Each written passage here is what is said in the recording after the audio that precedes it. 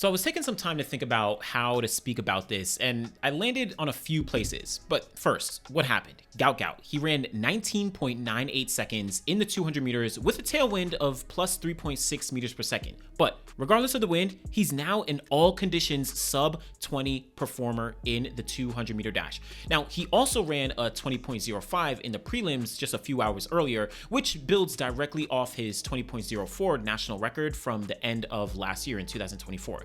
These performances, including that sub 20, put him in rare air and furthers the conversation around his potential and what we might expect from him in the coming years. Now, I know 20.05 is a world lead, but I'm not too concerned there since it's early March. We still have a lot more time to go in the year.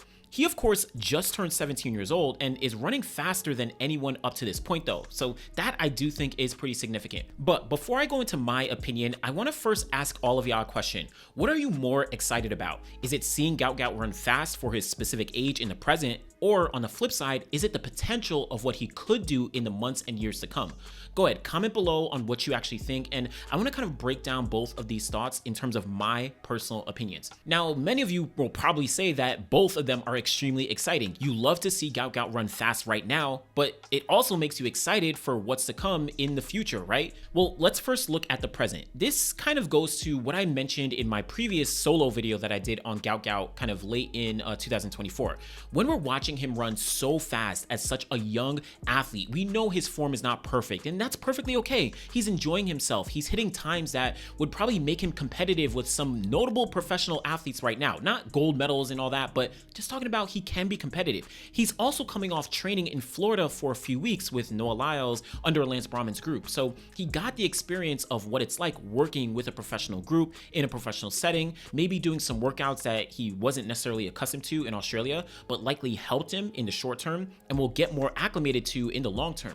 But watching him compete now is absolutely amazing on every single level. No different than when we saw, Kashane Thompson in 2023 or 2024, Ariane Knighton in 2021, even Elaine Thompson-Herah in 2015, or Usain Bolt in 2008, even Allison Felix in 2004. All of these were young athletes at the time, bringing a level of excitement to the sport that we may or may not have seen before. But then on the flip side is the future. What is it that gets us excited about what's to come?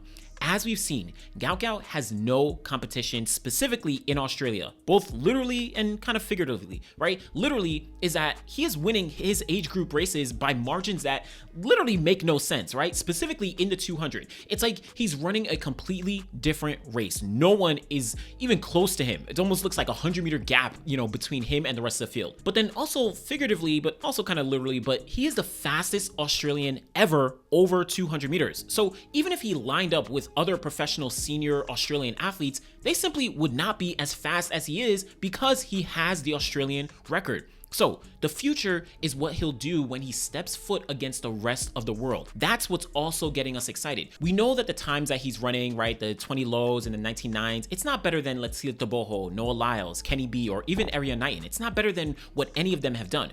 But it goes back to that excitement for the future. Times are one single thing, but the competition is a completely different thing. What happens when Gout Gout lines up side by side with these guys in a one-off race or in a championship race or whatever, right? How will he match up with them? How will he respond? How will he execute? How will all these things come together? Forget the time for a second. Just think about the race and the competition.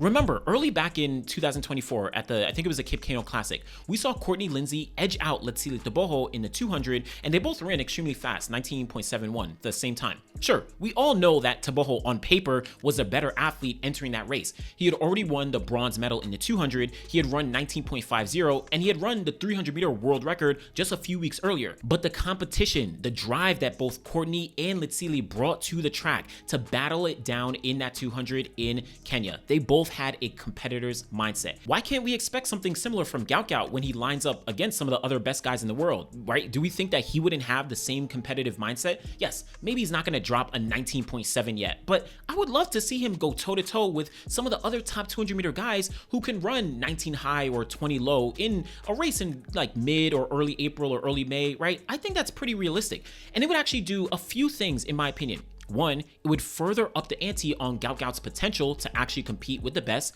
And then two, it would allow him to continue developing experience as a young, rising athlete. And yes, You may say that he finished second place last year at the U20 championships, so he's been there already. He's lost to other guys who are in his age range. Well, sure, that's true, but athletes continue to learn and grow throughout their entire careers. Do you know how many times Lasith Teboho finished second place in the 200 at U20s? The 200, twice. He did it twice, 2021 and 2022. He never won a World U20 gold before going on to win the Olympic gold medal in Paris last year. Yes, Gout Gout, he's going to continue to learn. He's going to continue to grow. He's going to continue to get better and better and better. Remember, he just came off a few weeks training in Florida with other professional athletes. Noah Lyles, Jareem Richards, Chekna Traore, Udode Onwuzurike. All these athletes have been at either the Olympics or the World Championships, and some of them, like Noah and Jareem, are all-time greats in the sport with multiple medals individually and all-time marks indoors and out. Listen, Gout Gout, he is still young and breaking barriers, and with times and performances that we've seen, we should continue to celebrate that in the specific moment. But that should also lead us to further excitement about what he can do leading into the future. And as I said, not necessarily time-wise, not necessarily breaking all these records and all those things, right? Those will come, but the competition against some of the other best guys in the world should get us very excited for the next year, the next 2 years, the next 5 years, even the next 10 years down the line in Gout Gout's career. So let me know what you think about Gout Gout, his performances of not only 20.05, the windy sub 20, but then also his career up to this point so far. Let me know what you think. Be sure to like the video if you haven't already. Subscribe to the channel. Always appreciate y'all. Thanks for watching.